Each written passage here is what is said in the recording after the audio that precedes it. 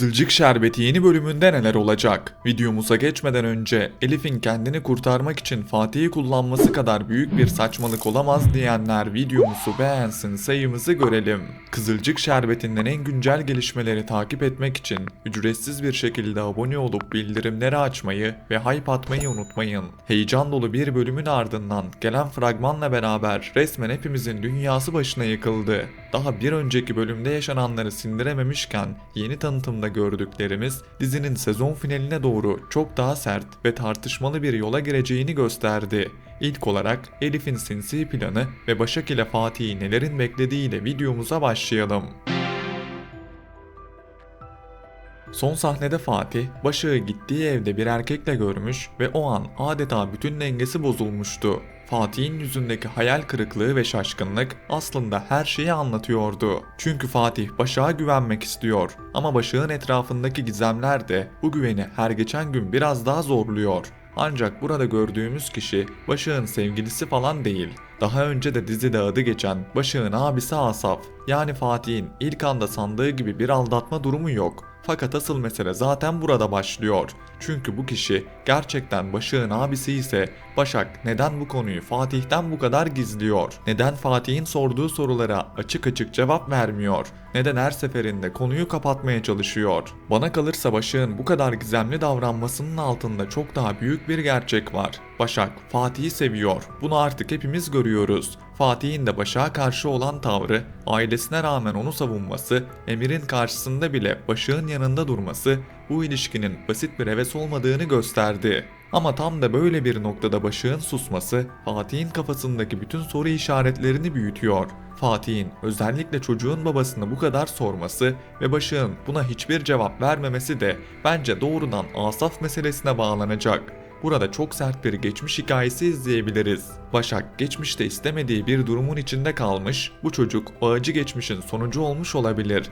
Hatta çocuğun gerçek babasıyla ilgili meselede Asaf'ın çok karanlık bir hamlesi bulunabilir. Belki de Asaf Başak'ı korumak için birini ortadan kaldırdı. Belki Başak bu yüzden hem abisine bağlı hem de ondan korkuyor. Yani burada sadece Başak'ın abisi geldi diyerek geçilecek bir konu yok. Kesinlikle ters köşe bir senaryo izleyeceğimizi düşünüyorum. Öte yandan yeni bölümün en şok edici hamlesi ise Elif cephesinden gelecek. Elif'in eve çağırdığı adamla birlikte olmasının ardından Nilay'ın bunu herkese ifşa etmesi zaten başlı başına büyük bir olay olacak. Nilay bu tarz konularda asla susan biri değil.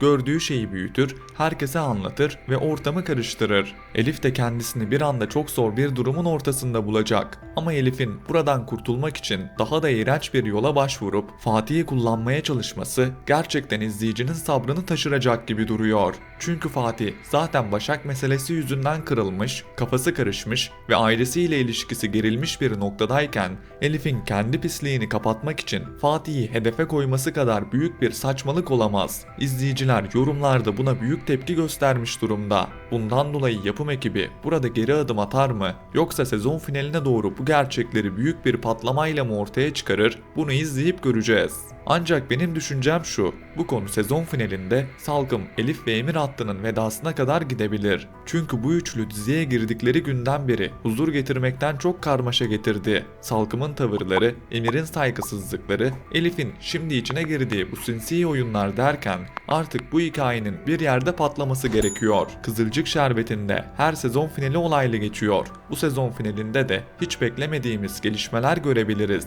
Başak ve Asaf ise sonraki sezonda da dizimizde olması beklenen karakterler. Yani Başak ve Asaf'ın hikayesi sandığımızdan çok daha çetrefilli ve uzun soluklu olacak gibi duruyor. Özellikle Asaf'ın gelişiyle beraber Fatih sadece Başak'la değil, Başak'ın geçmişiyle de yüzleşmek zorunda kalacak. Şimdi gelelim Nursema ve İlhami'ye.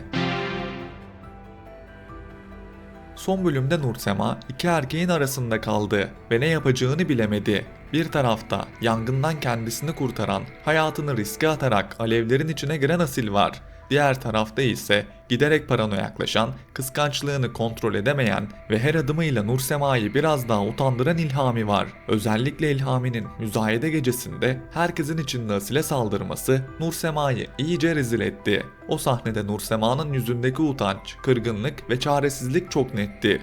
Çünkü Nursema böyle bir tartışmanın ortasında kalmak istemiyor.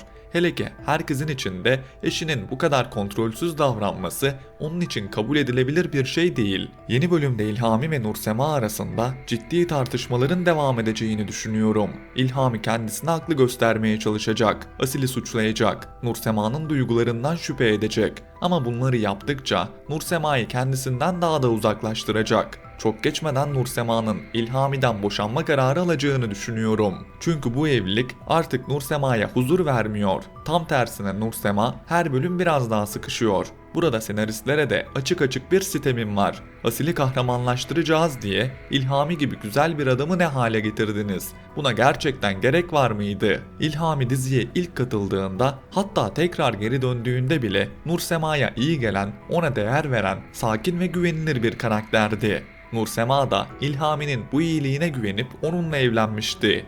Ama geldiğimiz noktada karakteri tamamen değişen, kıskançlığıyla, öfkesiyle, paranoyasıyla bambaşka birine dönüştü. Asil ve Nursema arasındaki ilişkinin zemini ise iyiden iyiye hazırlanıyor. Sezon finaline giderek yaklaşmışken bu ikilinin arasındaki duyguların daha fazla saklanamayacağını düşünüyorum. Nursema ile Asil konuşmasa bile gözleri her şeyi anlatıyor. Asil'in Nursema'ya bakışı, Nursema'nın Asil karşısındaki mahcubiyeti ve içten içe yaşadığı duygu karmaşası artık çok net. Ancak burada tek istediğimiz şey daha fazla rezillik izlememek. Nursema evliyken Asil'le bir aşk yaşasın, bu ilişki yasak aşk gibi gösterilsin istemiyoruz. Bunun yerine Nursema İlhami'den bir an önce boşansın, kendi kararını net bir şekilde versin ve ardından Asil'le olan hikayesi başlasın. Çünkü Nursema zaten hayatı boyunca çok fazla baskı gördü. Bu kez kendi mutluluğunu seçmesini ve bunu temiz bir şekilde yapmasını istiyoruz. Son olarak Kıvılcım ve Ömer'e değinip videomuzun sonuna gelelim. Biz Kıvılcım'la Ömer sonunda mutlu olacaklar, artık aralarındaki aşk yeniden güçlenecek derken senaristler Tuncay'ı Kıvılcım'a yamamak adına ellerinden geleni yapıyorlar. Son bölümde Tuncay'ın söylediği güzel sözler Ömer'in kıskanmasına sebep oldu. Aslında Ömer'in bu kıskançlığı da boşuna değil. Çünkü Ömer Kıvılcım'ı hala seviyor ve onu başka birinin ilgisiyle yan yana gördüğünde kendisini tutamıyor. Yeni bölümde Ömer'in artık daha fazla susmayacağını ve Kıvılcım'a aşkına haykıracağını düşünüyorum. Kıvılcım'ın da burada Ömer'e karşı duygularını daha fazla saklamaması gerekiyor. Çünkü bu ikilinin arasında hala bitmemiş, hala canlı duran çok güçlü bir bağ var. Dizimizin izleyicileri uzun zamandır Kıvılcım ve Ömer arasında romantik yakınlaşmalar görmek istiyor. Sezon finaline giderek yaklaşırken Kıvılcım'ın mafyatik Tuncay'la bir hikayesini izlemek yerine Ömer'le olan aşkına sahip çıkmasını ve bu ikilinin mutlu sahnelerini görmek istiyoruz. Açıkçası Tuncay hikayesinin de harcandığını düşünüyorum.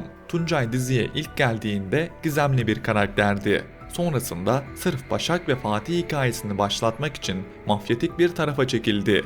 Ardından bir anda aile babası, mükemmel erkek, anlayışlı ve düşünceli biri gibi gösterilmeye başlandı. Bir karakterin kimyasıyla bu kadar oynanmasını doğru bulmuyorum. Bundan dolayı sezon finalinde Tuncay ile ilgili de şok edici bir hamle görebiliriz. Belki de Tuncay'ın bu davranışlarının gerçek olmadığı, asıl niyetinin bambaşka olduğu ortaya çıkacak. Umarız böyle bir sahne yazılır da bu hikaye gerçekten bir yere bağlanmış olur.